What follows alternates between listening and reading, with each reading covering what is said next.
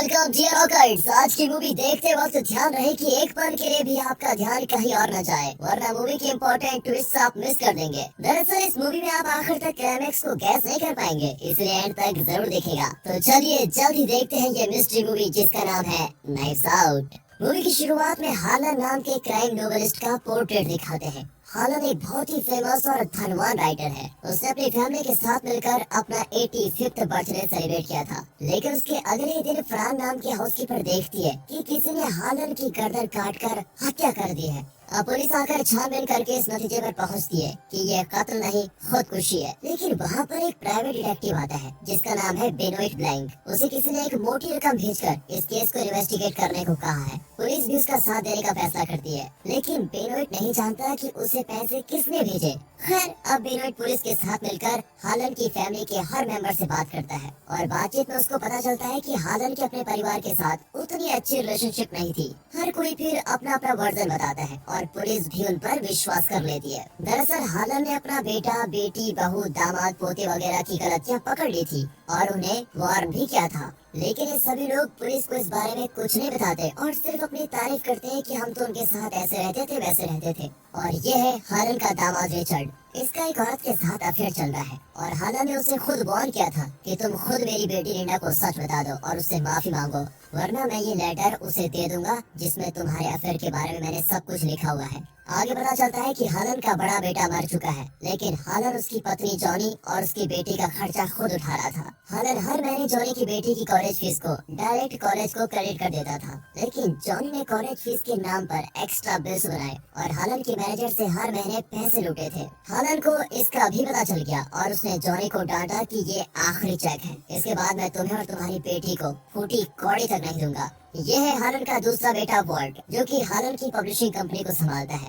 लेकिन उसने भी कंपनी के फाइनेंस में कई घोटाले किए होते हैं, जिस वजह से हालन ने उसे भी कंपनी से निकाल दिया था। अब आगे पता चलता है कि हालन की बेटी लिंडा का एक बेटा है, उसका नाम है रैनसम। वो अपने नाना जी के पैसों से ऐश करता है। हालन ने उसको बता दिया था कि वो अपनी जायदाद किसी और के नाम करने वाला है और फिर इस पर गुस्सा होकर रैनसम ने हालन को मारने की धमकी दी थी, पर वॉल्ट का बेटा उसकी बात सुन रहा था। वो पुलिस को बता देता है कि रैनसम भैया ने दादाजी को धमकी दी थी। अब डिटेक्टिव बेनोइट इनकी स्टेटमेंट्स तो ले लेता है, लेकिन वो इतनी आसानी से उन पर विश्वास नहीं करना चाहता। अब घर के सभी लोग बताते हैं कि हालन को कुछ हेल्थ इश्यूज थे, जिसकी वजह से उन्होंने एक नर्स को हायर किया था जो रोज आकर हालन का ख्याल रखती थी और उन्हें रोज रात को एक इंजेक्शन लगाती थी। अब बेनोइट उस नर्स को बुला भेजता है और इस नर्स का नाम है मार्टा। बेनोइट कहता है कि मुझे एक बात समझ में नहीं आ रही है, इस परिवार के सभी सदस्यों को हालन के मरने से कोई न कोई फायदा जरूर है, इसलिए मैं उनकी बातों पर विश्वास नहीं करना चाहता, पर मैं तुम पर विश्वास कर सकता हूँ क्योंकि तुमने बड़ी मेहनत से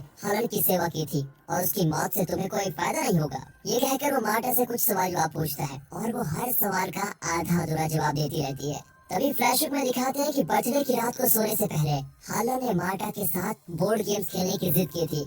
थोड़ी देर खेलकर मार्टा हालन को एक इंजेक्शन दे देती है जो वो रोज हालन को लगाया करती थी, लेकिन इंजेक्शन लगाने के बाद वो बोतल पर लिखा हुआ नाम देखकर बिल्कुल चौंक जाती है। दरअसल उसने गलती से हालन को मॉर्फिन इंजेक्शन दे दिया था, जो कि बहुत ही कम डोजेस देना होता है, लेकिन उसने नॉर्मल इंजेक्शन समझकर उसको ज्यादा डोज दे दिया। फिर मार्टा टेंशन में उसके एंटीडोट ढूंढती है जो वो हमेशा अपने बैग में रखा करती है, लेकिन न जाने क्यों उस दिन उसके बैग में एंटीडोट नहीं होता। वो बेचारी परेशान होकर कहती है कि अगर 10 मिनट में एंटीडोट नहीं दिया गया तो आप मर सकते हैं हालन, मैं अभी एम्बुलेंस को कॉल करती हूँ। लेकिन हालन शांत होकर कहता है कि अगर तुमने फोन किया तो सबको पता चल जाएगा कि तुमने मुझे ओवरडोज दिया है, पुलिस केस होगा और तुम्हारी पूरी जिंदगी खराब हो जाएगी। ऊपर से तुम्हारी माँ इस देश में बिना परमिट के रह रही है, उन्हें भी पुलिस नहीं छोड़ेगी। क्या तुम यही चाहती हो? मेरी बात सुनो, तुम किसी को कॉल मत करो, जैसा मैं कहता हूँ बिल्कुल वैसा ही करो। अब क्योंकि हालन एक क्राइम नोवेलिस्ट है और मरने से 10 मिनट पहले भी वो अपने दिमाग में एक पूरा स्क्रीन प्ले तैयार करता है और मार्टा को इंस्ट्रक्शन देता है।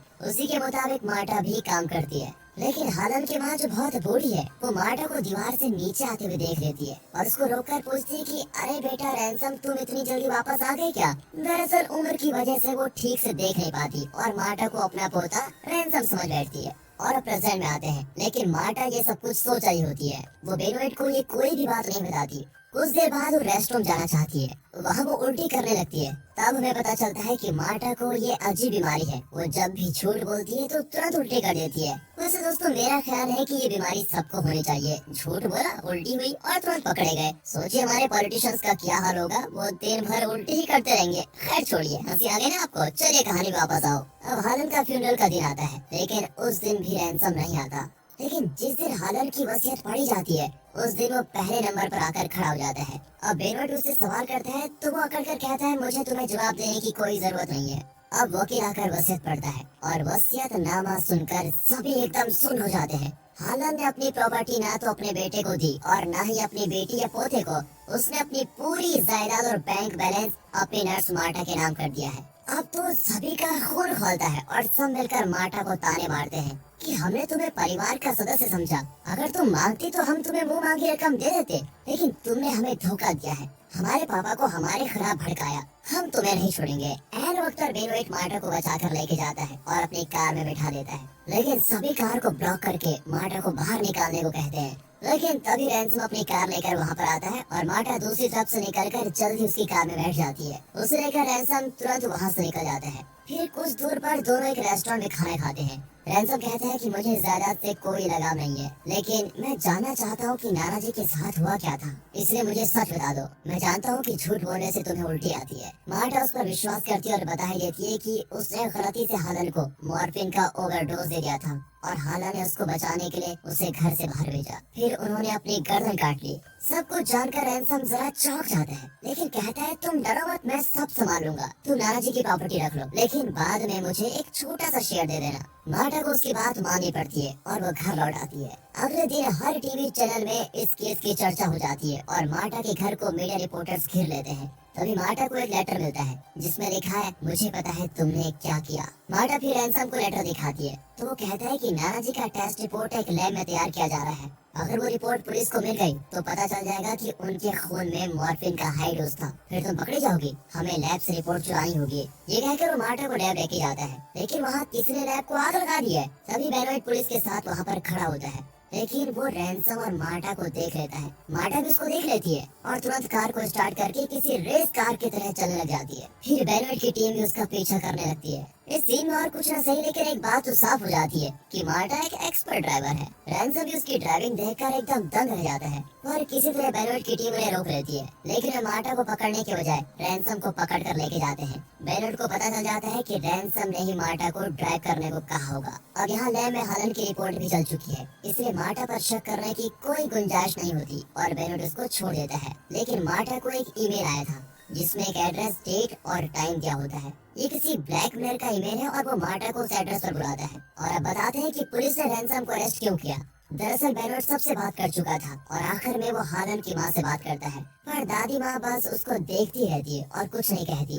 बेनोइट समझ जाता है कि वो ठीक से सुन नहीं सकती। वो दादी माँ के साथ बड़ी मेहनत करता है और तब जाकर वो कहती है कि मैंने रैंसम को दीवार से नीचे उतरते हुए देखा था, इसलिए पुलिस को शक हुआ कि शायद रैंसम ने हालन का खून किया है। अब ईमेल में दी गई तारीख पर मार्टा उस एड्रेस की ओर निकल पड़ती है और बेनोइट भी उसके साथ होता है और मार्टा उसको कुछ बताना नहीं चाहती। वो रास्ते में गाड़ी रोक कर कहती है कि मुझे एक छोटा सा काम है। बेनोइट भी उसको जाने देता है और कहता है कि ठीक है, जल्द लौट आना, मैं यहाँ पर वेट करूंगा। अब मार्टा एक रेस्टोरेंट के अंदर घुसती है और पीछे के दरवाजे से उस एड्रेस पर पहुँच जाती है। वहाँ हालन की हाउसकीपर फरहान फर्श पर पड़ी होती है, उसे मॉर्फिन का ओवरडोज दिया होता है। इतना नहीं, मार्टा को हालन की जिस मेडिकल रिपोर्ट की तलाश थी वो भी वहीं पर पड़ी होती है, लेकिन मार्टा रिपोर्ट लेकर वहाँ से नहीं भागती बल्कि फरहान को बचाने की कोशिश करती है। वो उसे ब्रीथ कराने की कोशिश करती है और खुद ही पुलिस और एम्बुलेंस को कॉल करती है। वो ऐसे एक इंसान को मरने के लिए कभी नहीं छोड़ सकती। हालांकि अगर वो पकड़ी गई तो पुलिस को यकीन हो जाएगा कि इस तरह उसने हालन को भी मार डाला होगा। पर यहाँ पर तो वो एक मामूली इंसान की तरह नहीं बल्कि एक सच्ची नर्स की तरह सोचती है और फरहान को एम्बुलेंस में हॉस्पिटल लेके जाती है। फिर वो बेनोइट को भी पूरा सच बता देती है और ब्लड रिपोर्ट भी उसके हवाले कर देती है। मुझे चाहे कुछ भी हो जाए, लेकिन मुझे हालन की फैमिली ने बहुत कुछ दिया है, मुझे उनकी प्रॉपर्टी नहीं चाहिए, मैं उन्हें सब कुछ बता दूंगी। बेनोइट भी उसकी हाँ में हाँ मिलाकर उसे हालन के घर पे लेके जाता है। फिर मार्टा उन सबसे माफी मांगती है और सच बताने जाती है कि अचानक बेनोइट उसको घसीटकर दूसरे कमरे में लेके जाता है। कुछ देर में पुलिस रैंसम को भी वहाँ पर लेके आती है। बेनोइट उस कमरे को लॉक कर देता है। दरअसल इस केस की शुरुआत से बेनोइट के दिमाग में एक पेचीदा सवाल था और वो ये है कि ऐसा कौन हो सकता है जो उसे इतने सारे पैसे देकर हलन के कत्ल का इन्वेस्टिगेशन करवा रहा है। लेकिन अब उसे अपने इस सवाल का जवाब मिल गया है। बोलो रैंसम, तुमने ही मुझे पैसे भेजे थे ना? तुम इस केस को इन्वेस्टिगेट क्यों कराना चाहते थे? सच बताओ। अब रैंसम का चेहरा एकदम उतर जाता है। वो चौंक जाता है कि बेनोइट को कैसे पता चला। तब बेनोइट मार्टा और पुलिस को बताता है कि बर्थडे की रात को रैंसम हालन से मिलने आया था और उनकी प्रॉपर्टी में हिस्सा मांग रहा था। लेकिन हालन ने उसकी बातों से तंग आकर बता दिया कि मैं अपनी सारी जायदाद मेरी नर्स मार्टा के नाम करने जा रहा हूँ। ये पैसा ही है जो तुम सबको बिगाड़ रहा है। जब पैसे नहीं रहेंगे तो तुम सब मेहनत करोगे और अच्छी जिंदगी जियोगे। रैंसम ये कैसे बर्दाश्त कर पाता कि प्रॉपर्टी उसे ना मिलकर एक नर्स को मिल रही है जो सिर्फ इस घर की नौकर है। तब उसने एक प्लान बनाया। पार्टी के बाद वो अपनी कार में बाहर गया, लेकिन कुछ ही दूर पर अपनी कार रोक दी। फिर वो गेट के सीसीटीवी कैमरा एंगल से बचकर पीछे की तरफ पैदल आया और दीवार पर चढ़कर हालन के कमरे में गया। वहाँ मार्टा के बैग से उसने मॉर्फिन और नॉर्मल इंजेक्शन की बोतल निकाली। उसने लेवल एक्सचेंज कर दिया ताकि मार्टा नॉर्मल इंजेक्शन समझकर मॉर्फिन का ज्यादा डोज हालन को दे दे। रैंसम इतना शातिर था कि उसने बहुत आगे की सोची। उसने मार्टा के बैग से मॉर्फिन का एंटीडोट भी निकाल दिया ताकि अगर मार्टा को पता चल भी जाए कि उसने गलत दवा दी है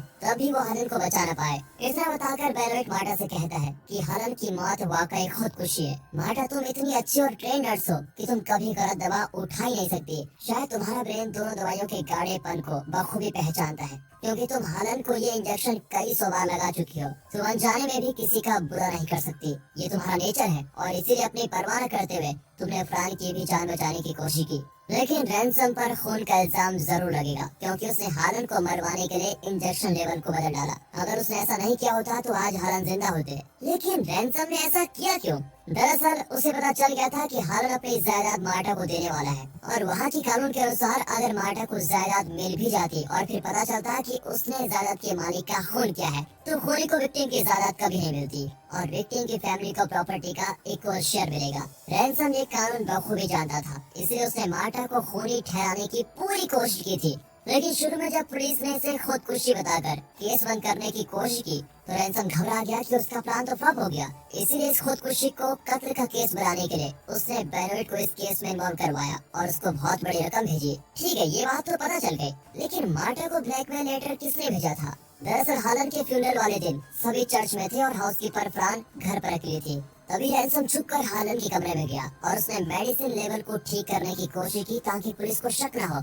लेकिन फरहान ने उसको देख लिया था और उसने रैंसम को एक ब्लैकमेल लेटर भेजा था, लेकिन रैंसम ने वो लेटर सीधे मार्टा को भेज दिया। उसके बाद रैंसम फ्रांस से मिलने उसी जगह पर गया और उसे मॉर्फिन का ओवरडोज देकर मार डाला। इतना ही नहीं, उसने ब्लैकमेलर की तरह मार्टा को मेल किया और उसे उसी एड्रेस पर बुलाया। इस तरह वो मार्टा को फ्रान के कत्ल में भी फंसाना चाहता था। उसे लगा कि फ्रान को मरते हुए देखकर मार्टा भाग जाएगी और पुलिस को उस पर शक हो जाएगा, लेकिन उसने बिल्कुल भी एक्सपेक्ट नहीं किया था कि मार्टा फ्रान को बचाएगी और खुद पुलिस को कॉल करेगी। रैंसम की ये कैलकुलेशन बिल्कुल गलत निकली और अब रैंसम अकड़कर कहता है कि ये सब मैंने ही किया है, इसका तुम्हारे पास क्या सबूत है? और तभी मार्टा को हॉस्पिटल से कॉल आता है। मार्टा की बातों से पता चलता है कि फ्रान बच गई और वो हॉस्पिटल में पुलिस को अपना स्टेटमेंट दे रही है।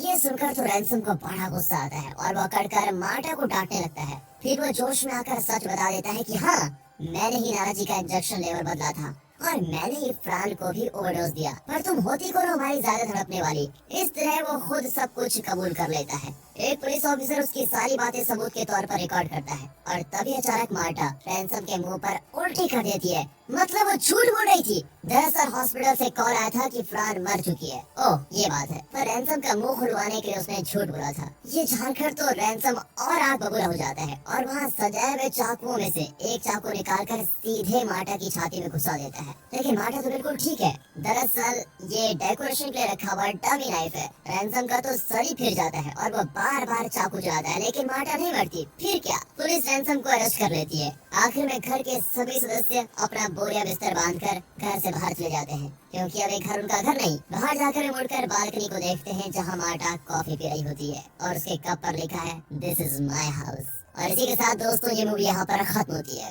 दोस्तों मूवी कैसे लगी कमेंट्स में जरूर बताइएगा और अगर स्टोरी अच्छी लगी हो, एक्सप्लेनेशन अच्छा लगा हो, वीडियो को लाइक कीजिए और चैनल को सब्सक्राइब कर दें। आगे मिलते हैं अगली वीडियो में, तब तक के लिए गुड बाय, अपना ख्याल रखिए and finally thanks for watching.